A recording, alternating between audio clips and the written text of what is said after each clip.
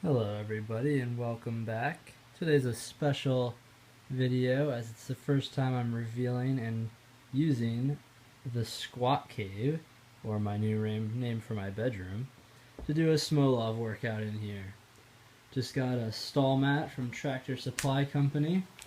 It's 3/4 inch thick rubber matting. It's got some grooves in here, but it's pretty much flat. So I'm hoping that will be a more stable and grippy surface than carpet. Probably not the best idea to squat on.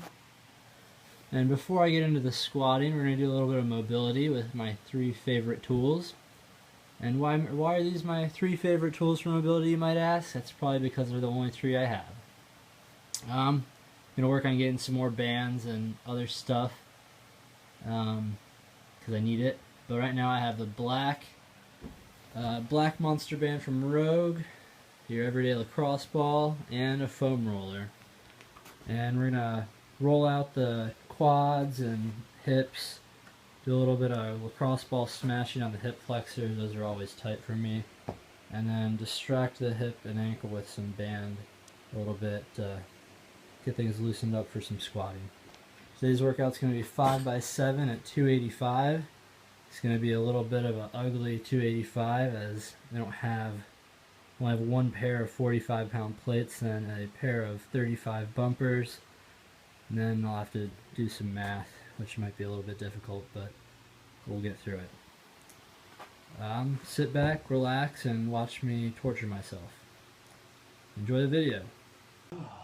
Start off with some foam rolling for the quads, and then get into more of the actual mobility.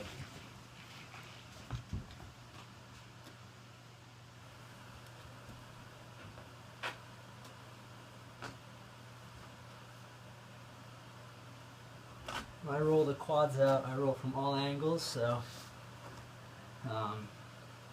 just facing down so you get the top part on the side, more like the IT band, and the lateral aspect. Do the side a lot because that's really stiff. And lastly, the center part, the medial part of the quad.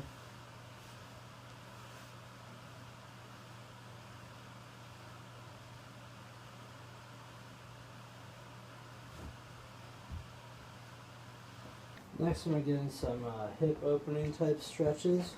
So what I do for this, it's kind of like a long lunge. And kind of lean into it, and then kind of externally rotate that hip, get things opened up.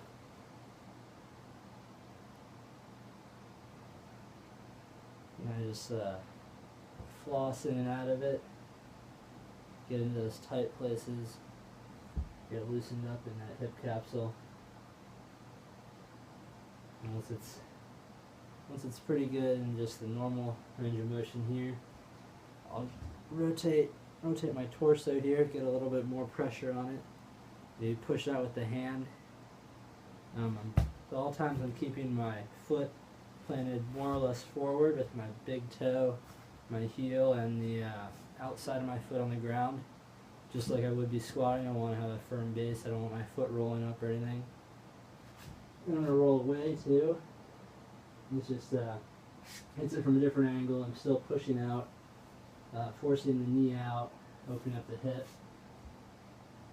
Also get a little bit of a hip flexor stretch in the other leg doing this.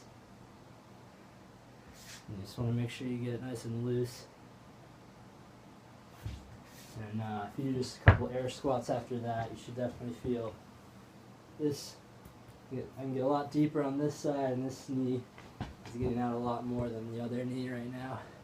As you can see, that one's a lot better mobilized right now. Now I gotta hit this side. Alright, next up we'll get into some mobility band stuff. Now, the main one I do with this is distracting the hip back into the more posterior part of the hip capsule. You don't want it drifting forward. I've had some hip impingement problems before, even just today. Sitting at a desk for a long time, it gets tight, but you know, just doing that last hip mobility one, open it up a little bit and things feel better already. Just gonna try to pull that joint back into position where it should be. So this is the Rogue Monster Band Black. So it's 100 pounds of tension. I'm not sure how they measure that at what distance stretch you get to that 100 pounds, but it's pretty heavy. So work it out, crawl out with it. I'm just going to drive this right knee into the ground and try to push it back while also pulling the femur back towards the rack there. So get that for a few seconds, really kind of lean on it and get all my weight over that leg. And I get into a little bit of external rotation here. And then I can also push the knee into the ground. I can lean to the side a little bit. And let it pull me back. And just kind of feel that hip reset a little bit. I apologize, you're probably getting a pretty good view of my butt right now.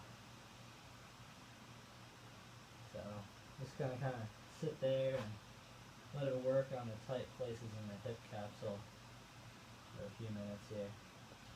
Get a little bit more external rotation and move around in the tight areas and loosen them up.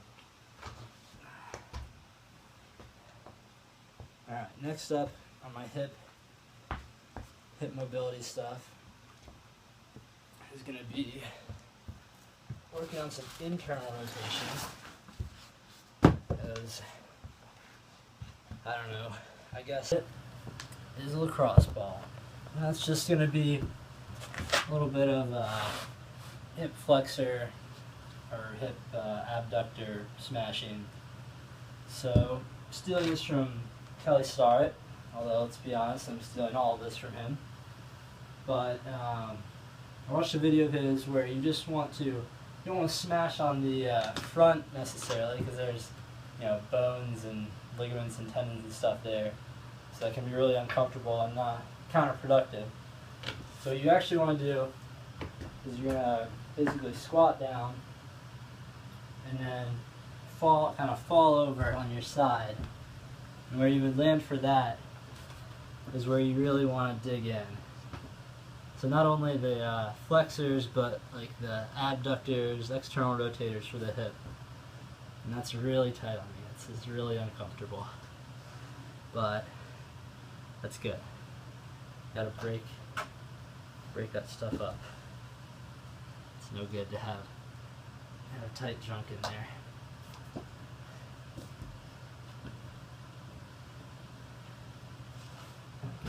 Get into some hip flexion. Work that too. Get in and out of flexion. That can be good for that area too. Get a little bit on the front.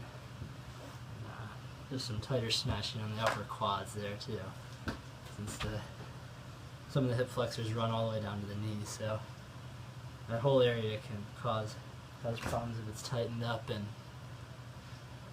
all ropey. So obviously I'm going to do that for the other leg too, but I want this to be an hour worth of mobility, so let's get into some squats.